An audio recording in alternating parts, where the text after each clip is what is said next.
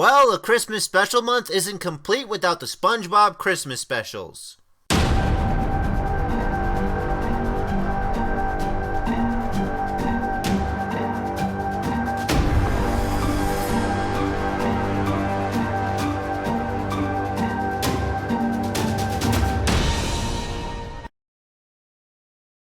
You know, Hey Arnold may have had one of the best Christmas specials ever, but SpongeBob has what most people consider two of the best Christmas specials ever. Chirstmas Who and It's a Spongebob Christmas. And seeing as I don't want to talk about just one of these, I figure it's best to do a review on both of them because these are two very different episodes. Hell, they even came in two separate sections of SpongeBob, as one's pre-movie and one's post-movie. And what makes both of them so amazing? Well, let's take a look at them. First off, we have Chirstmas Who, the very first SpongeBob Christmas special. It opens with good old Patchy the pirate preparing for Christmas with his right-hand bird Potty. Now Patchy, recently, has been a very hit-or-miss kind of character. But in this episode, he's a straight-up hit. I love the segments with him and Potty. They're just such a great source of humor. Well, we all know what 3 bells means. Free ice cream! No, you silly livers. No! Man overboard? You, I'm ignoring. This intro actually goes on for 4 minutes before the real episode starts, but it's so entertaining that you don't care. They on me cookie dough! Squow! Anyway, the real episode is about SpongeBob finding out about Christmas from Sandy. And after getting inspired by the story of Christmas, he decides to tell all the other Bikini Bottomites about Christmas so they can all enjoy it with him. And the other Bikini Bottomites actually start to get really wrapped up in the Christmas spirit, despite having never celebrated it before, which speaks volumes to how powerful Christmas is to the world. Hell, just the idea of Christmas brings everyone together in such a way that they start singing this epically festive Christmas song. Tonight things are as good as they seem to be. A star on top will complete all the scenery. This Christmas feels like the very first Christmas to me. Yeah, if you saw my top 10 best SpongeBob songs list, you already know how I feel about this song. I still stand by this should be something that's played on the radio every year around Christmas time. Hell, you guys should make that a tradition. Just play this song every Christmas day. That's what I'm thinking of doing. This Christmas feels like the very first Christmas to me. Anyway, Squidward, who's been the only one unaffected by the thought of Christmas and has remained skeptical and unfaithful about it, keeps trying to tell the others that Santa doesn't exist and that there's not going to be a Christmas. And unfortunately, he seemingly ends up being right as Santa Claus doesn't show up. Thanks for the lies, Mr. Fairy Tale. Let's go waste our time somewhere else. This, of course, breaks poor old SpongeBob's heart, and Squidward is just way too happy about it.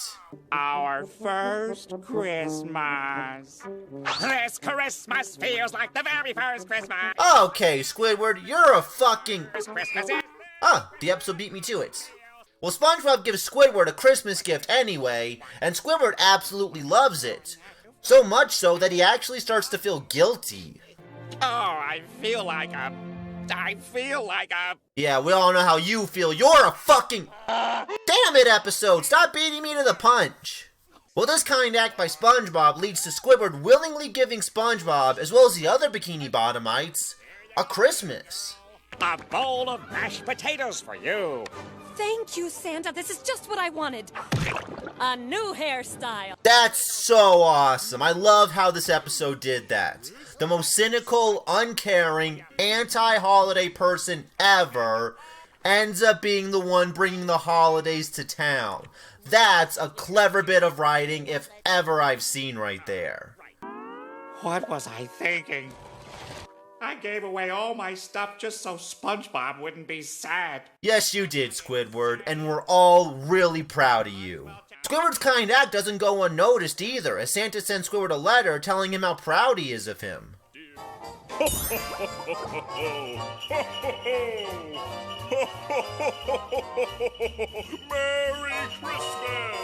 You know, I always end up wondering if Squidward felt a little angry that Santa didn't show up before he gave away all of his possessions. Oh! Yep, I'm insane. But anyway, that was Chirstmas Who, and yeah, it still holds up incredibly well. I would consider this episode A Christmas Story of Nickelodeon Christmas Specials. It's just such a phenomenal episode. It's engaging, it's funny, it's clever, it's got tons of Christmas spirit, and it's really heartwarming.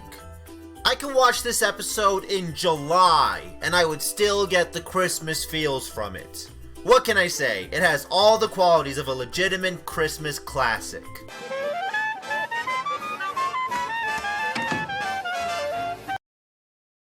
Now it's time to talk about It's a SpongeBob Christmas, which, unlike Chirstmas Who, in fact, unlike the majority of SpongeBob episodes, is a stop-motion animated episode. This is clearly a loving tribute to the Rankin Bass classics of the 60s, right down to Patchy driving a mail truck just like the narrator from Santa Claus is Coming to Town. Santa Claus is coming to town. Yeah, and Patchy stole that mail truck, by the way. That's actually an essential thing to know for the ending. But I want to say this about the animation. Now at first, I thought this would be kind of distracting since it's not the type of animation we're used to seeing from SpongeBob. But the way this episode is structured and executed suits the animation so well that it sucks you in almost instantly. Anyway, after the intro, Patchy ends up crashing the truck in a pretty hilarious manner. Look out! There's a fork in the road! I don't see no fork.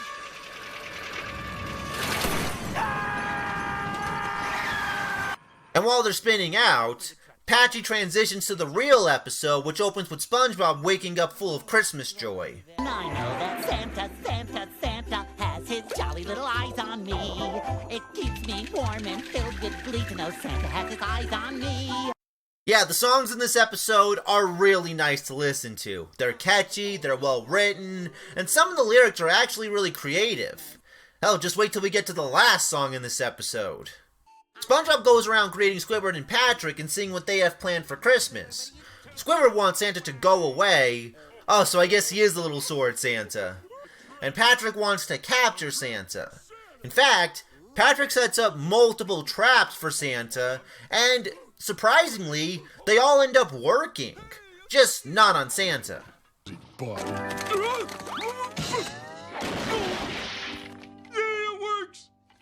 Meanwhile, Plankton devises a plan to ruin Christmas by turning everyone into jerks, thereby making Plankton look like a saint by comparison, which sounds ridiculous, yet kinda ingenious. Plankton takes a fruitcake with this element called jerktonium and tests it out on SpongeBob, who is totally unaffected by it. How can I possibly be angry when my taste buds are swimming in Christmas cheer? Since Plankton thinks the fruitcake doesn't work, he gives SpongeBob his fruitcake card, and SpongeBob hands out free fruitcake. But it turns out that the fruitcake actually does work on everyone else, except SpongeBob. But don't worry, they do explain why it doesn't affect him. And this is a clever way to make the townspeople act like assholes, without all the blame being directed to SpongeBob.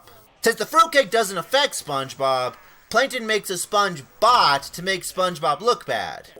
Oh, yeah.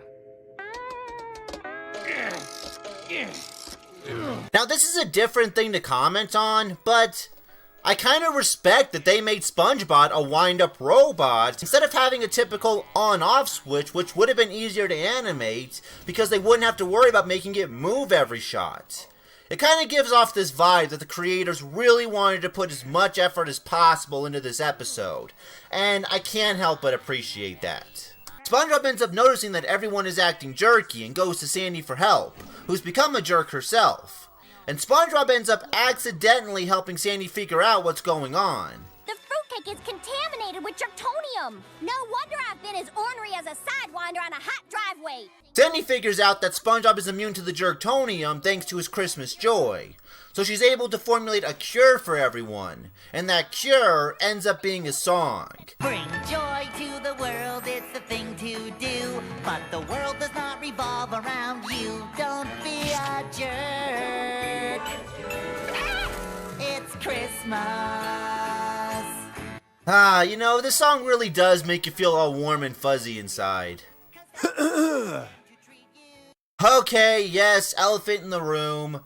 I didn't include it on my top 10 best SpongeBob songs list. Sorry about that, I already put the very first Christmas on that list, and it seemed unfair having 2 Christmas songs on the list. In hindsight, I kinda wish I at least gave an explanation on that, and if I were to put it on the list, it'd have been in the top 5 as well. Oh well, we all make mistakes, right? Right? Oh boy!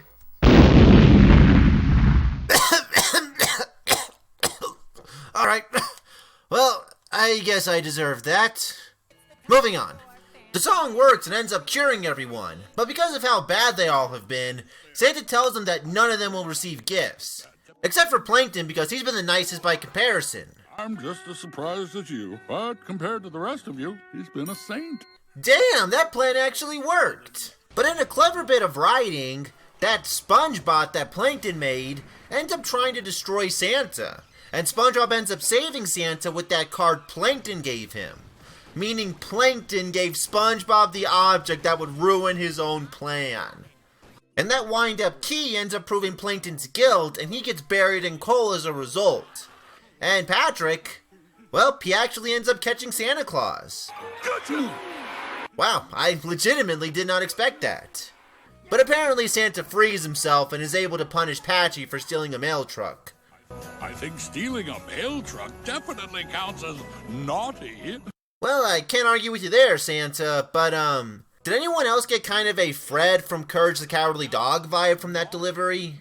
I think stealing a mail truck definitely counts as naughty. And that's how I spell naughty. Ugh, kinda starting to question if you should be around children now, Santa.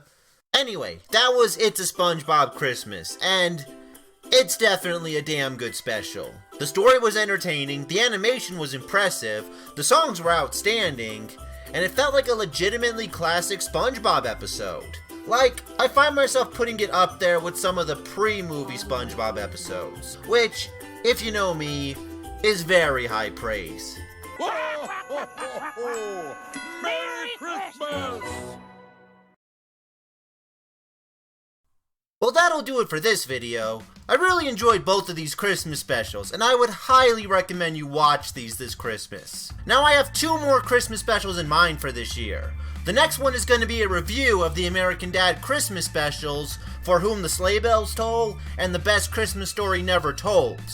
I know there are more than just those Christmas specials, but since I'm short on time, I just decided to review those 2 and save the rest for next Christmas. Except for Raptor's Delight, since that was on my top 10 best American Dad episodes list. And those reviews should be out by Christmas. And now for fan art of the video. This video's fan art comes from Santa Dragon, who drew this awesome anime version of me. You gotta admit, this is a really epic drawing, and I love anime, so that makes this picture even more badass. Thanks for the picture, Santa Dragon, and thank you all for watching. I'll see you in my next Christmas special.